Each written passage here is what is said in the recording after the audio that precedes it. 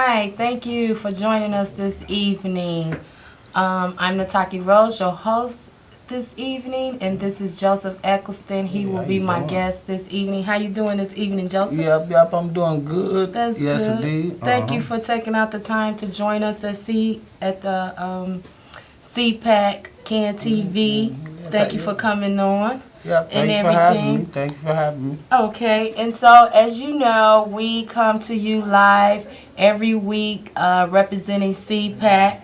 And as you know, C.A.R.P.R is Civilian Police Accountability Council, and that we're moving to get C.A.R.P.R ordinance moved into the city of Chicago, and that's an elected police board like we would like an elected school board.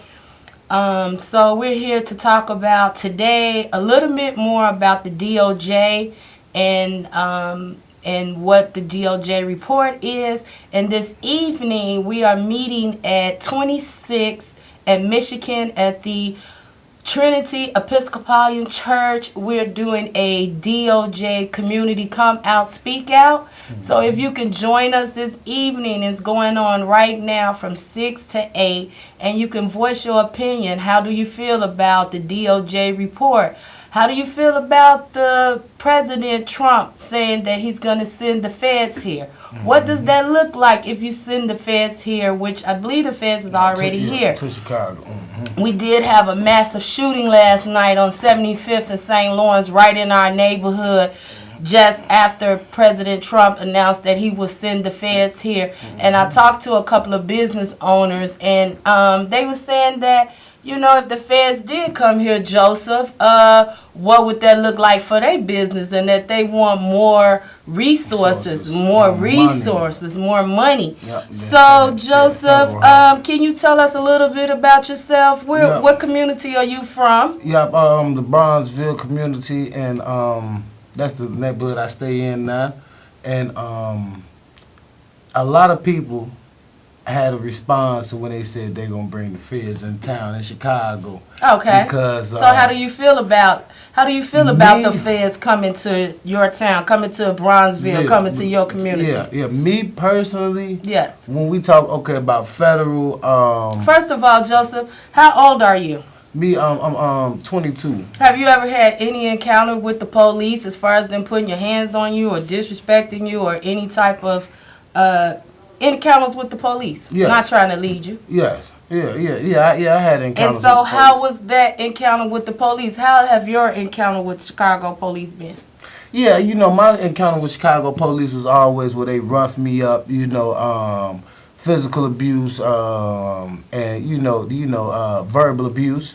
Verbal abuse also, Chicago police officers is known for that, and that's why the DOJ is here, because it's just too much crookedness in these political campaigns, and also in our police department. So how do you feel? I heard that you were at a hearing last week that had Lori Lightfoot and Dorothy Brown, and they were talking about trying to see what the community would like as far as police accountability. Was C.A.R.P.R there? C.A.R.P.R was a part of it. Did you step up and speak out? And I heard you was kind of cut out of the while you were trying to explain yourself. Could you try to tell us what you were trying to talk to the panel about? Yeah, basically, Lori Lightfoot, she's the president of the police board. She's the president of the police board. And we went there, me and a couple of other C.A.R.P.R members, we went there looking to bring awareness to C.A.R.P.R and ask them where they stand and why they don't support C.A.R.P.R. Okay. And when we got up on the mic, they already knew we were C.A.R.P.R members. And when we asked who all support C.A.R.P.R on this panel last week, Dorothy Brown said everybody on C.A.R.P.R support, everybody on that panel supports C.A.R.P.R, and Lori Lightfoot was one of those people that was on that panel, and also the sergeant, one of the police sergeants. Do you think they understood when you asked them if they support C.A.R.P.R? Do you think Lori Lightfoot or Kimberly, Dorothy Brown, who our family has done a lot of work activities for, as far as political work for, Do you think they really understood about civilian police accountability? No. Do you think they understood what C.A.R.P.R is and what C.A.R.P.R stand for and what we want? You know, Dorothy Brown, she was saying that she supports C.A.R.P.R just to cut me off, make my conversation real short.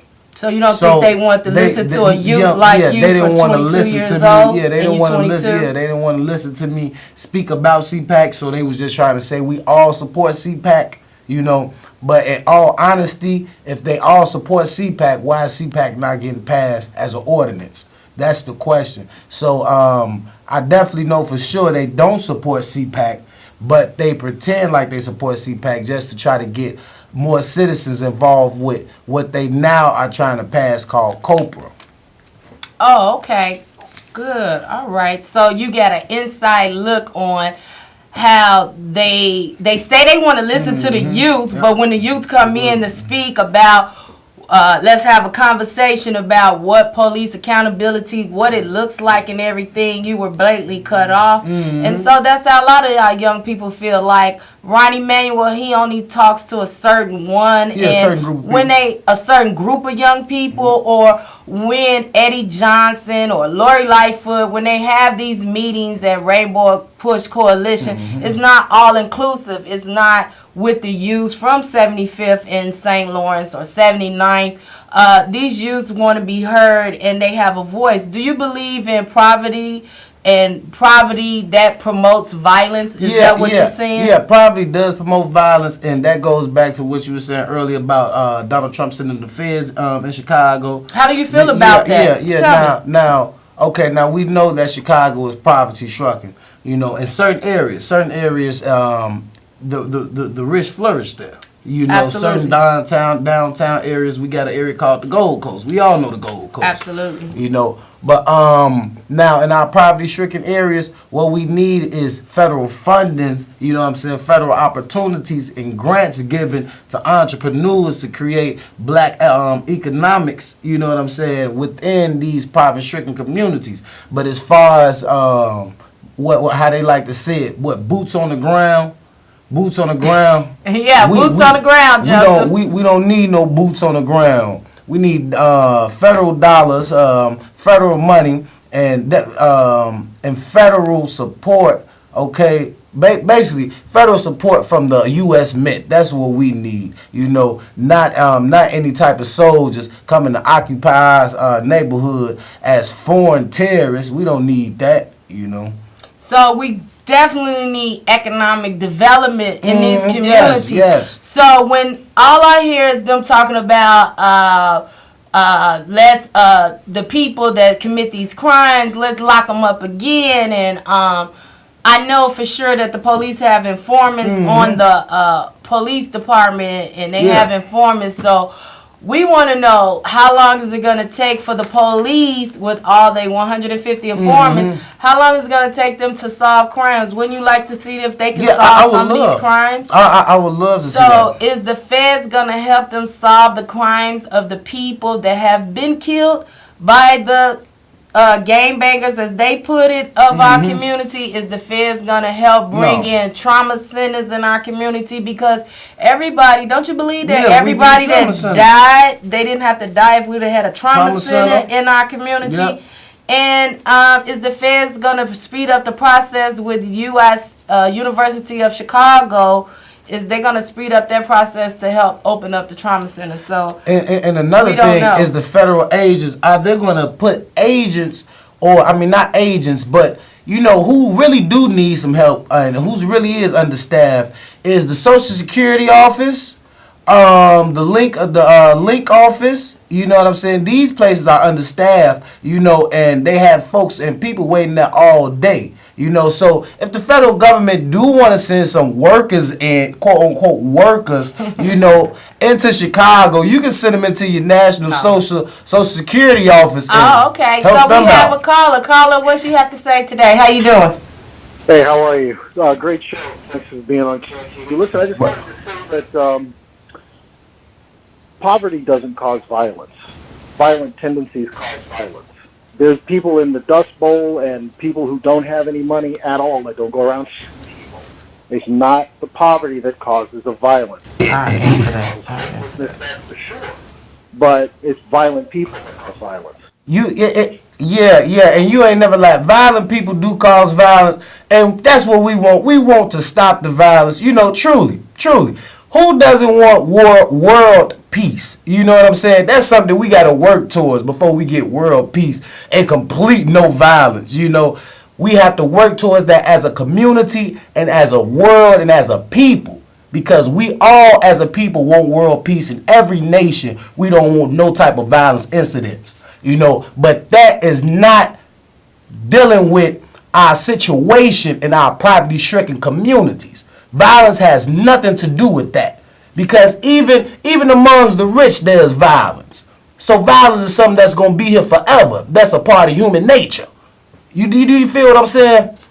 So I believe that let's get back to the subject of violence. I believe that people that are low wages, so we could say low wages, most low wages people that have low wages, their families are susceptible to police violence, because you really never hear about a police officer attacking a senator's son, or a senator's son's being locked up, or the mayor's son, or people that income is probably over 40,000 or more. If they children do encounter the police, they're equipped with money to get a lawyer, bond, and everything.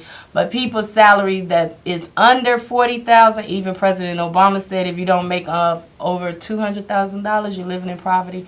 So if you have a person that's living off of $15,000 a year, not saying that they're a violent person, but they're not able to live in an upcoming neighborhood and are with good schools, because most of the schools are in their communities are closed down. There are 59 schools closed down, which is our safe haven. So if there's any type of flood or any type of disasters, most of our communities, the safe haven has been closed. So when you have schools closed down, then you have property value closed down. And then when you have property value closed down, then you have businesses that leave. So you have people paying high property taxes with no business in their community, and a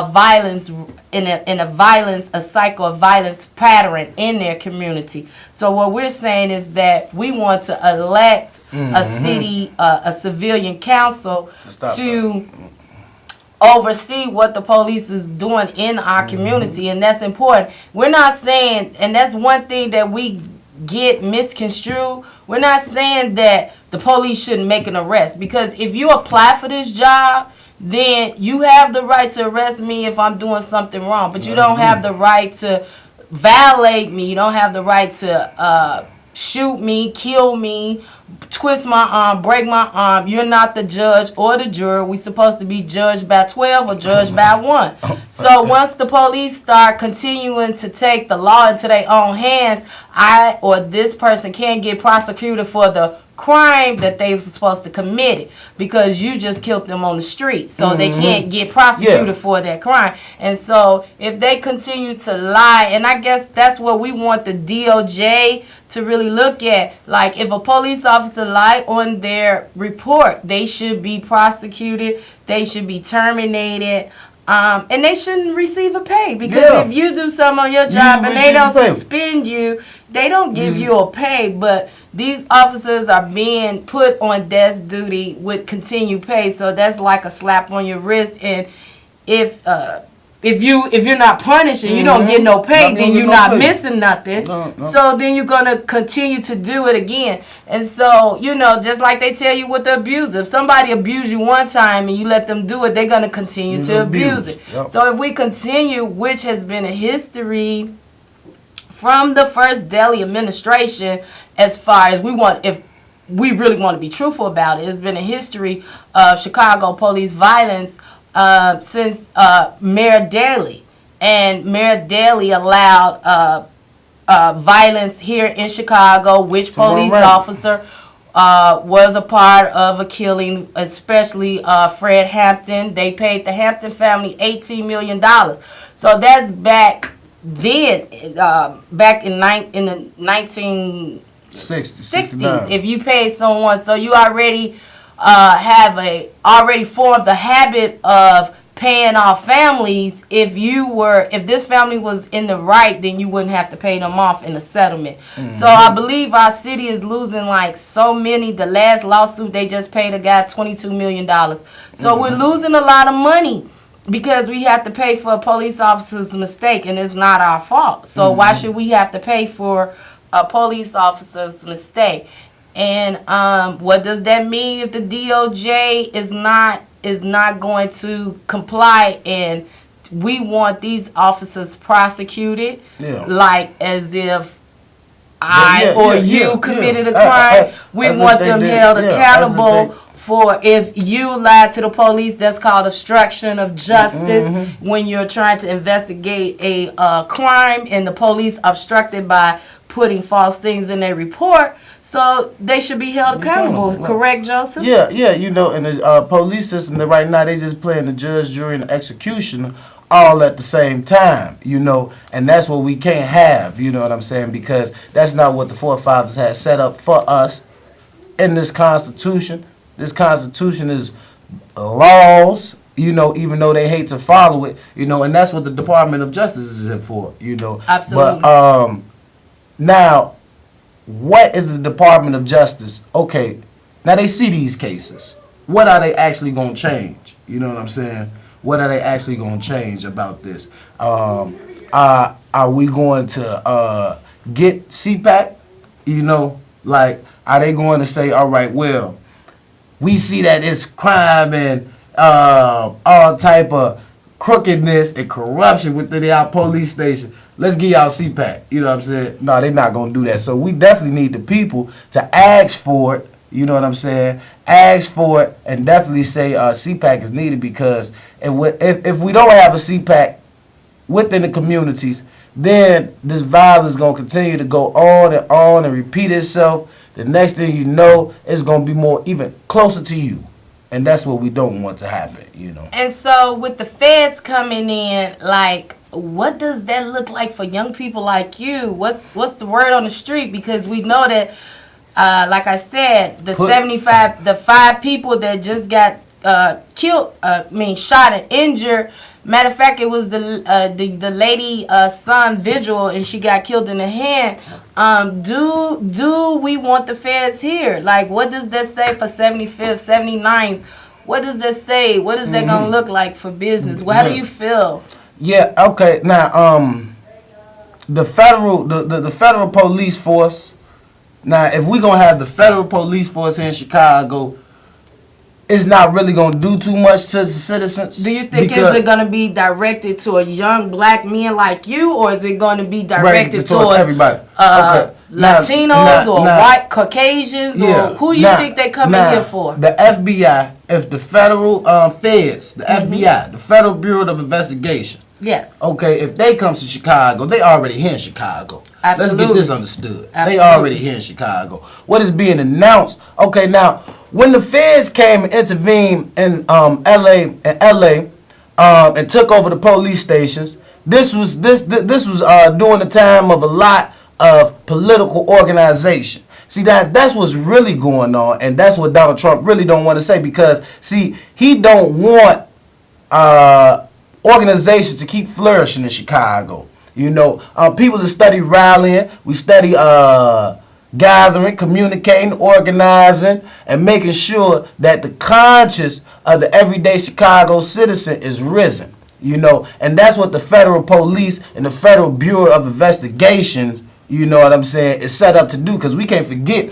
who started the feds was J. Edgar Hoover on the back to crush Marcus Garvey and all black organizations who use uniting against this racial, imperialistic, capitalistic system. Okay, you know? So basically, when you had Amir come out and say that, I welcome this support, do you think it's because he has no confidence in himself?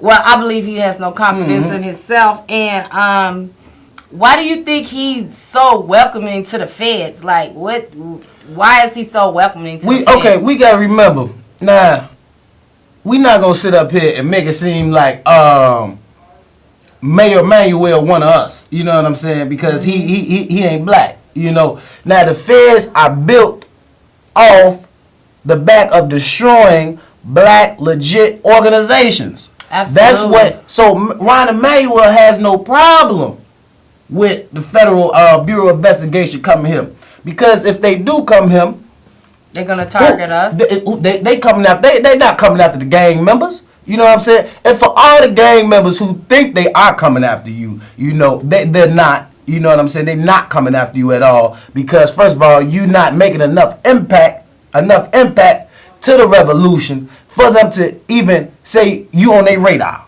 They coming after people who are actually making a change and actually going out here saying we're going to change this legislation. We're going to make sure that Ron Emanuel don't pass this. And we're going to make sure C.A.R.P.R get it become an ordinance. That's who they coming after. You know what I'm saying? The Absolutely. FBI, whenever they get involved and whenever they get involved in coming to a city, look at the what they did to the Panthers. You know what I'm saying? Look at what they did to the Panthers. That was one organization, C.A.R.P.R. They straight destroyed that organization, and many of organizations on their list. You know, everybody know this. So we all political activists need to be on the alert of the Federal Bureau of Investigation, because they are forever against blacks. They were built off being against blacks. Absolutely. So basically, you feel like Ron Emanuel, you know, because he see the massive of protest